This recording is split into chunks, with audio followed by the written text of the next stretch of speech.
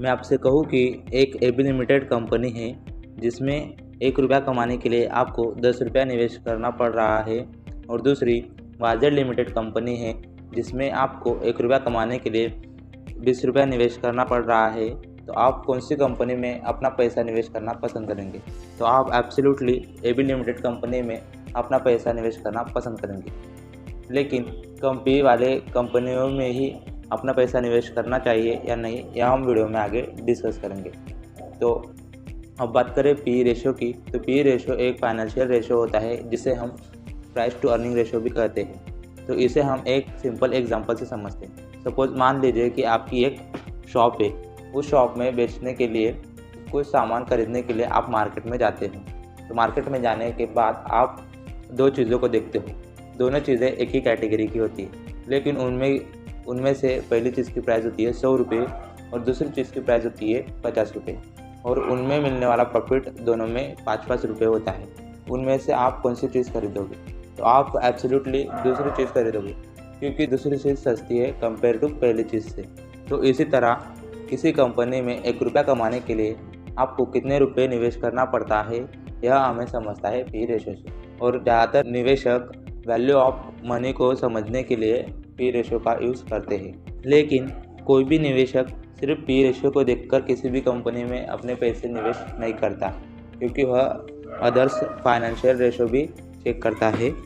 तो अब हम समझते हैं पी रेशो कैलकुलेट कैसे किया जाता है। तो पी रेशो कैलकुलेट करने का फॉर्मूला है P ratio is equal to current share price divide by EPS। तो हम एक सिंपल एग्जांपल से पी रेशो को कैलकुलेट करते हैं। तो सपोज एक कंपनी का करंट शेयर प्राइस चल रहा है ₹150 और उस कंपनी का EPS है ₹10।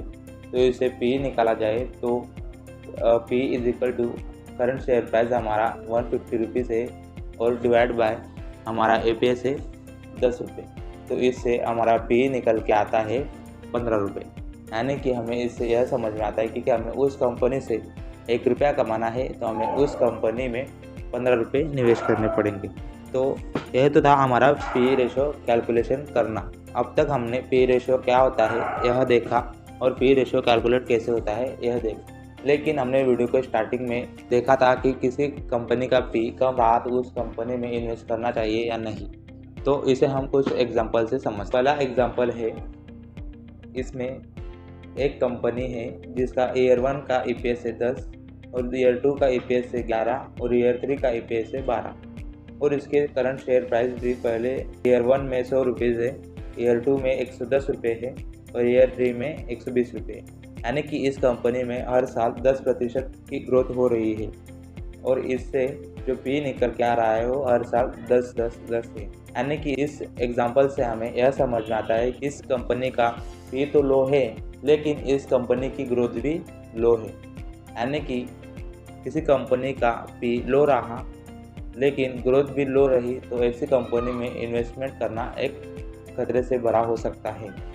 अब दूसरा एग्जांपल देखें तो दूसरे एग्जांपल में पहले ईयर में EPS है 10, वही दूसरे ईयर में वह EPS 100% बढ़ जाता है और हो जाता है 20, और तीसरे ईयर में वह फिर से 100% बढ़कर हो जाता है 40, और इसके शेयर की प्राइस भी हर साल अच्छी ग्रो कर रही है कि हर साल उस कंपनी के PE में भी अच्छी ग्रोथ हो रही है।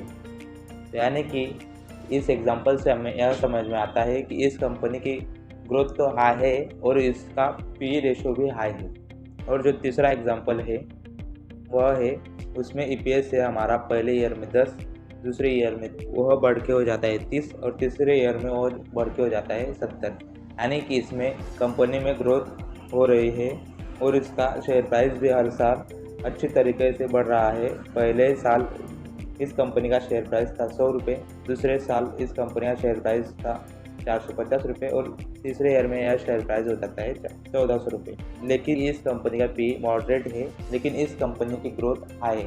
यानी कि जिस भी कंपनी की ग्रोथ हाई रही और पी मॉडरेट रहा, तो ऐसी कंपनी में इन्वेस्टमेंट करना एक बहुत ही सही हो सकता है।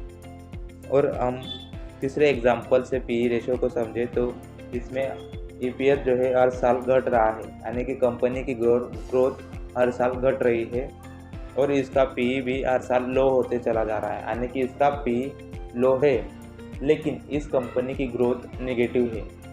यानी कि जिस भी कंपनी की ग्रोथ नेगेटिव रही और पी लो रहा तो हमने इन्वेस्टमेंट करने से पहले पी रेशियो देखने के बाद उस कंपनी की ग्रोथ भी देखनी चाहिए, क्योंकि किसी कंपनी का पी लो रहा लेकिन उस कंपनी की ग्रोथ भी नेगेटिव रही तो ऐसी कंपनी में इन्वेस्ट करना यह भी एक खतरा हो सकता है। तो ये तो देखिए हमने पी रेशियो के कुछ एग्जाम्पल।